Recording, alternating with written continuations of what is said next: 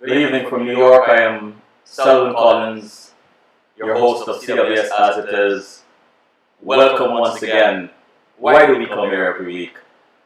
We come here because I believe that it is very important for us to get together and share our stories. You ever have that sinking feeling that something is going to go wrong or something might be going wrong? Well, I can tell you this. When you're dealing with technology, when you're dependent on technology, anything can go wrong. This afternoon, the camera, some of you might see, you're hearing my voice, but the camera is not in sync with what I'm saying. Don't ask me what went wrong, but I'm not going to stop the show. The show must continue. Our guest this evening, our first guest, is Karen Donaldson, who is the lovely lady on the other side of the screen. Karen, good afternoon and welcome to CWS as it is. Good afternoon, Saul. Thank you so much for having me here today. Karen, you're welcome. I am laughing because of what is happening here this afternoon. I have restarted the system several times, and anyway, let's get started. Karen, well, let me start by just reading a little bit of your bio. Karen is CEO of Karen Donaldson Inc., Executive Public Speaking Coach, Certified Self-Leadership and Confidence Coach, and Keynote Speaker. Karen brings over 20 years of training and experience to the table. Wow, that's a lot. Karen, why do you do what you do, and what is the appeal of public speaking? Well, I do what I do because I believe everyone has an authentic voice and a unique way to come to the stage. And no matter if people fear it or don't fear it, I think it's an opportunity for people to share their experience, their expertise. And the reason I love to do so is for myself, it was a bit of a challenge to do the public speaking coaching piece. Because I've been speaking for almost 20 years, or just over 20 years. That's probably aging me, but nonetheless, over 20 years. And it was just the capacity to reach so many people by words. And just having my laughter word and sharing and saying something, even one word that I said was able to touch them, maybe in the area of public speaking, self-leadership, or confidence. That's my love of it. If you were not doing what you're doing today, what would you be doing? Not doing what I was doing today. I think I would be doing photography. I absolutely love to take photos. By no means are they fabulous, but I enjoy just different perspectives. So I think maybe photography and just traveling the world with that because I'm a lover of travel. So tell us a little bit about your earlier beginnings. How did you get into public speaking? Well, this is to bring you back a number of years ago. I was a young high school mom. So my last year of high school, I got pregnant. And at that time, I was top of the debate club. I was a top student. When I found out, it was devastating. And I also received a scholarship for a U.S. called Canadian, for those of you who do not know. But I received a scholarship. I found out I was pregnant, and I had to decline the scholarship. At that time, I lost friends, a lot of family members, the support of my teachers. Nonetheless, a fun day on my walk back home to myself, Karen. Words of others don't define you unless you allow them to. So I went back to school with my head on my shoulders. I graduated top of my class, President's Award, valedictorian, and my career was born from there. Because right after, I was invited back to high schools and colleges to speak about self-worth and perseverance. From there, it went on to corporate conferences, and from there, it went on to a colleague of mine speaking to me and asking me, Karen, who's the public speaking coach? And I said to him, I don't have a public speaking coach. And really, who's your public speaking coach? But I don't have one. What he was that, how can I learn to speak like you? And I said, first things first, you can never learn to speak like me because you're not me. But I can help you become the best speaker based on your authenticity and what you have to share. And I went on to coach him and his peers, asked who his public speaking coach was, and that's how my public speaking coaching career was born. But that whole speaking was as soon as I had my daughter, I went back and I shared my message about, living your worth and not allowing find you to find, take back ownership and take back. So that's the short version. Do you remember your first gig, your first contract, what it felt like? I do. My first contract. So this is before and keynoting for free, an honor nonetheless. I was going in front of a high school, and my nerves were a hot mess. I was just a wreck. And I went on stage, and before I was sweating, and my armpits were wet, and I was worried about what I was wearing, and I was saying, and I went on stage. And when I went out and I saw everyone's eyes really zone in on me, I think at this time it may have been an audience of 500, and I saw all their eyes, and I started a bit, and everyone paused with me, Selwyn. And at that moment, I said in my head, once again, Karen, all you can do is give what you have. Like it or hate it, all you can do is give what you have. So if that's my reality, I said to myself, just give them what you got. That's all you have to offer. And from there on, that's how I speak. But that first engagement, I was nervous as heck, Selwyn. But when I spoke myself once again, and I said, Karen, that's all you can give them. That's why I tell my clients as well. So all you can give people is what you have. Give them the best of what you have. So that's my first memory of my public speaking. What are some challenges you had at the beginning? I'll tell you, one of my biggest challenges was being worked as a speaker. I went to, and this was a couple of years after I started speaking, and I went to a conference, and I was given a room fee, so basically, and I went and I spoke on stage, and there was a number of others, and this gentleman came over to me, and he said, you were absolutely amazing, and we were just having, back and forth conversation. He said, what's your speaker's fee? And I said, my speaker's fee? He's like, yeah, well, what's your speaker's fee? He said, yes, of course, they cover my travel. He said, you're not getting a speaker's fee? And at that time, he told me how much he was getting paid. He said, you need to start charging people for your work because you're not being compensated for an hour to speak. You're compensated that you're bringing to the table. So for a number of years, people were getting into come and speak. I don't have a problem with that. But I tell my clients there, come in to speak for free and share your message. Also, if you're trying to make a career, that can't pay the mortgage. My big spouse cannot pay my mortgage. So the career, moving it from a passion and creating a career and a lifestyle out of it has been phenomenal. So that was one of the challenges to making that transition from speaking for free and wanting to share it to being compensated for my work, my talent, and my expertise. You coach businesses and entrepreneurs and so on. One of the biggest challenge many people have, especially those of us from the Caribbean, is dealing with money. How do you charge? There's sometimes embarrassment about charging, and there's all these issues surrounding money. What do you say to some of your Caribbean clients about money and about charging fees? Well, I never start with that conversation, but when it comes time for me to, or let me take a couple off that. The way I set it up, and I say this is useful for any entrepreneur, is you show people the value that you have to offer. Then I also go in and I have a conversation around how would your life be like, or what would your life be like if you were in the exact same spot you were today, next year, this time. So November 16th, 2016, if you're in this exact same position, how would you feel? How would you feel about yourself? How would your self-worth be? And most people, the reason I'm speaking to you is because I don't want to be in that position. So I say, what surprise you would put on or price yourself, this amazing way which you would describe, I want to get a new place in my life, I want something more for my family, my kids, whatever you identify. I said, whatever you price you put is the investment you have to put into working with someone to get to that place. Mm-hmm. So when it comes to conversation around money, I build up the value, I build up what I'm truly offering, I'm building up what their life could be if we help them move to that place. And when it comes to the price, I actually don't use the language price. It's an investment. So my question are you willing to invest in you, your life, your career, your family? And I leave it at share what it is. I'm pretty flexible when it comes to payment plans as well, because I really get it. I understand it. At times the prices are just too high, or you just can't invest no matter how much you want or you know you need to. So I'm very flexible with payment arrangements. But when it comes to making an investment in your worth, I put it back on their plate. Do you believe you're worth it?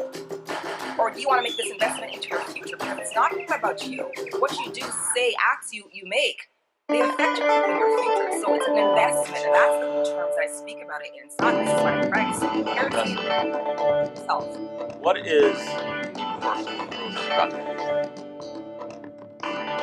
personal growth strategist. So I help people initially take back ownership of their worth.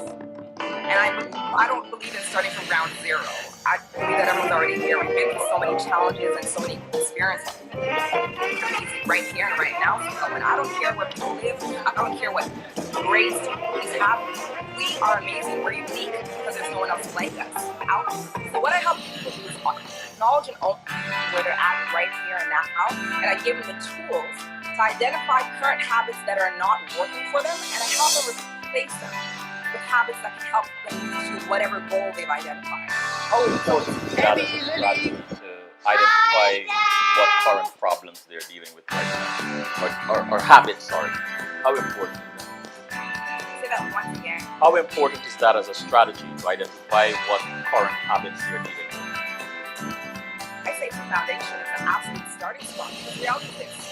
If you cannot acknowledge and own where you are, how do you know what to change? So it's the absolute starting point to realize that this is my reality, this is what's working, what's not working. So we know what to do more of, what's working, and we know what to change or stop the stuff that is not working. So it's paramount. You can't do anything more without knowing what to change. What are some of the big excuses you hear, or the regular excuse you hear as to why somebody can't move from point A to point B? One, it's someone else's fault. Number two, it's my background. I was brought up this way. It was where I lived. My parents didn't love me. That's a couple of it. It's just blame. It's blaming everyone else except themselves. So it's just neglecting taking that ownership, creating what you want to create, and choosing not to live like your past is your.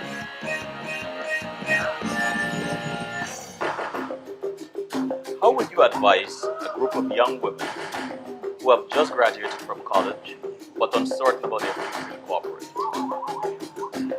How would I advise? So I usually ask them to get clear on what they love to do. So what would they do? They wake up every morning with a smile and not feel that whole dreaded, okay, it's time to go to work. What would you like to do? And have them create a career around it. So I'm a believer that you can create anything you want. I'm a believer of you can create anything you want. So I want them to start with identifying what they love to do. But definitely trying to tie it into their education, which brought them to that foundation platform. Tie it in, and then have a little bit of search around what would align with that as far as what exists out there. Or aligning themselves, they identify this is what I want to do. We look at some mentors and have them, and I push people out of their comfort zone. Have them give those mentors or potential mentors a call and ask them to have a conversation and find out what it's truly like to be in that career or that. Baby Lily. Hi, Dad. Do you enjoy doing what you're doing? Oh, 100%. I can't see myself doing anything else. I absolutely love it. What should someone or a company look for in business? Want someone who has, number one, a successful business. They're looking for a business coach.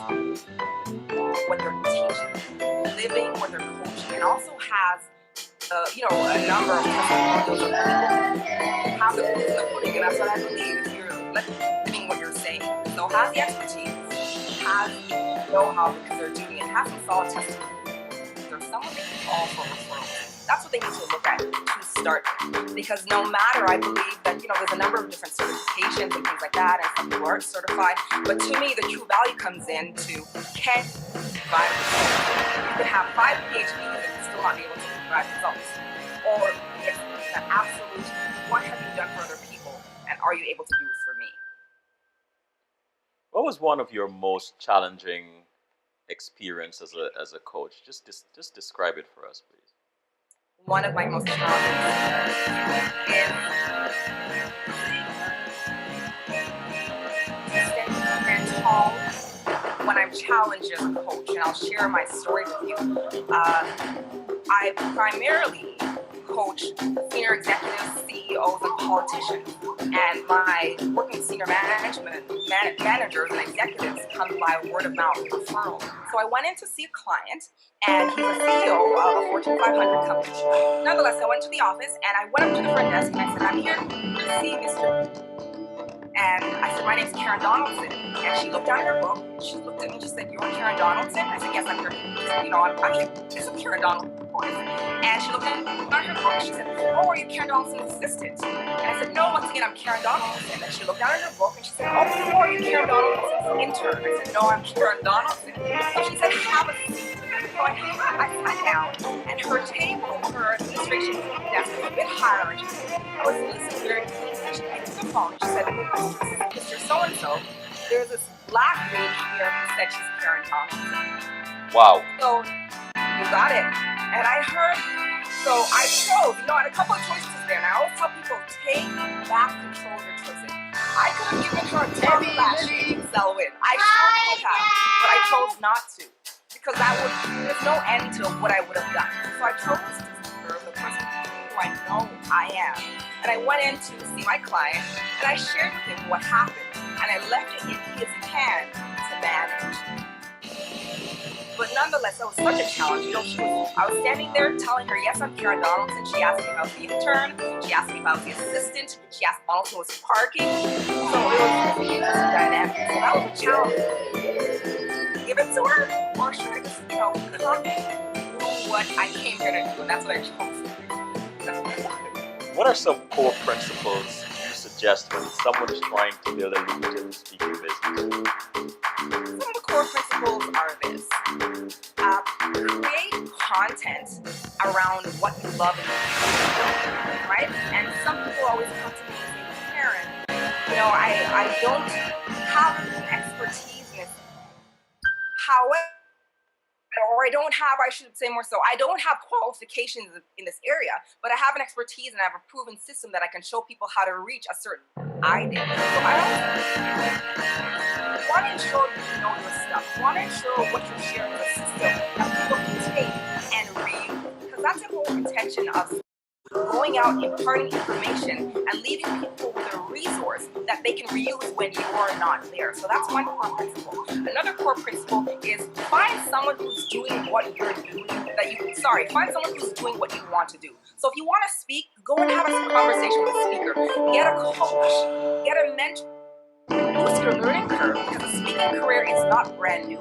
So why recreate something when people are currently successfully doing it there? So I really encourage people to make the investment. Don't spend 3-4 years trying to create it on your own, and get the support of someone who can guide you down that path and change that 3-4 years into 3 to 6 months. Those are a couple of principles I would say people are on.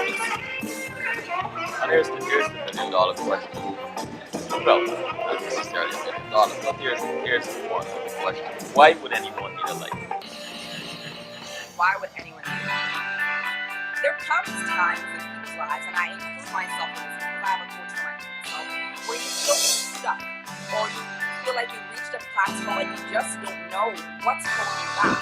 And so a lot of the time we can't see our own blind spots. We truly don't know. Perspective is this, especially when we're focused on certain things. We can't see over here, and we can't see over there. So the whole role of a life coach is to come in and have a look from a different perspective, maybe here or down here, and maybe point out some great things that you just have not been able to see or realize, or point out some areas that you can work on or strengthen or shift so to help you blind spots, really show you what you aren't realizing for yourself, or just to support your growth and help you remove that block. Because sometimes we live and our experiences are just sitting on our shoulder and we bring it everywhere with us. And if we don't know how to remove it, we stay at a certain level for a very long time. So the life coach is numerous, and it's phenomenal. It's been for me. I've always had one. I will always have one because I believe in personal growth, and I'm a student for life. I am a student for life. Do you mentor? I do indeed. I do. What is that like? Do you enjoy it? Oh, indeed. So I mentor both adults and I mentor young people. So I work with a number of colleges, universities, and high schools across Ontario, and I go and I work with young women, but young women and men, it's phenomenal. Just being able to give back, and once again, just taking my coaching skill with people on a one-on-one basis, but just in a different capacity, and really steering them in the right direction and pushing people outside of their comfort zone. Yeah, allowing them to become uncomfortable so they can grow. So that's my specialty. I promise to push you outside of your comfort zone. Your comfort zone. What is the difference between coaching and counseling? Counseling, so I have been a counselor. Coaching is not merely, coaching is a series of conversations, process of identification of areas that may need some work, some growth. I don't go as a coach, or coaching industry doesn't go very deep in really looking at your deep-rooted problems and helping you problem solve them. Counseling is a totally different system where they deep into some core issues where you may need to manage or remove. So what happens for me as a coach, working coordination, and I never by any means aim or claim to be a counselor, but support, I'm able to refer them to people to support them in that capacity. So I'm not here to fake the fun. If I can't do it, I have to refer you to get that real support that you need. My whole initiative is to help you. If I can't help you, I don't take business just because. If I can't help you, I'll give you a friend and say, you know what, I'm the ideal person to get you to where you need to be. So I refer that to the difference between the two. What is your favorite part of being a coach? Part is getting those phone calls or seeing people months or even years later and saying, Karen, look at me, or getting that email, or them now coaching someone to speak and working with them, and they would trigger, and them sending me a video addressing an audience of other people. So their success stories are my success stories. And I have a lot of friends and clients who say, Karen, why don't you post more on Facebook and social media? I said, I don't need the thumbs or the claps from other people. No, my reward is for my clients. So when I hear my clients say, thank you, Karen, or Karen, look where I am now. That's all I need to say thank you. I don't need the world to know to feel amazing about myself. I need my clients to feel amazing for me to feel amazing about myself. So you talked about taking your message and expertise and passion to a larger platform. What are some key points to accomplishing that? It's initially there. So for the entrepreneurs who are listening on the call, let me start with you. Think of one core area in the work that you do that you get a message out and create a message out of and solve an issue for a group. So say for instance, a social media expert. You can help people create their platform and attract clients. So just think about one thing or one problem you can solve for an audience. For those who are not entrepreneurs, what expertise do you have? What passion do you have? What system do you have that you can share that can help people? Allow yourself to solve one problem, not in your one platform. And I call it a signature talk or your unique talk. So my coaching programs, we identify that area. So you have that solid conversation around that area that you can help people. Number two, you think about who your target audience is. For this message that you have, who can you best help? Are they doctors? Are they entrepreneurs? Are they female entrepreneurs? Who can you really help? And then what you do is you reach out to those different networks. Or doctors. You reach out to associations, you reach out to any groups out there, groups that doctors meet at, and you introduce yourself. And in the initial beginnings, what I say to people is share value first. Allow them to get to know what you can offer. So give for free. And then what happens is you start to attract the right people who will now ask you to come and speak for them, or come and speak for them. It's a clear process. When you get the support of a coach, we walk you through the system of actually getting out there. So to capsize it, once again, you want to find that one, help people in. Number two, find the right people that you can help the quickest and the best. And number three, find areas where and reach out to them and let them know what you do. Share some value so you can attract them to you and eventually get invited out. Or you can propose speaking at an upcoming conference or the different areas or groupings that they gather. Just introduce yourself. A few weeks ago, I think it was last week, one of my guests on my other program, April Walker, made a very profound statement. And she said, you have to get comfortable with being uncomfortable. You gotta get uncomfortable and be comfortable doing that. What does uncomfortable look like to you, Karen?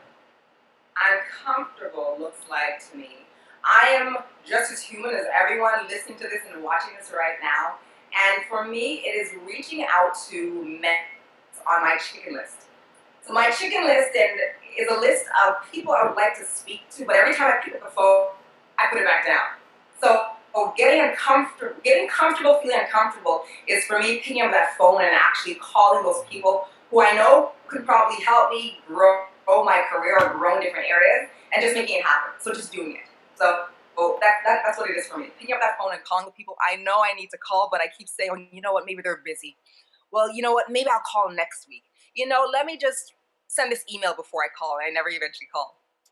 When was the last time you were uncomfortable? The last time I was uncomfortable,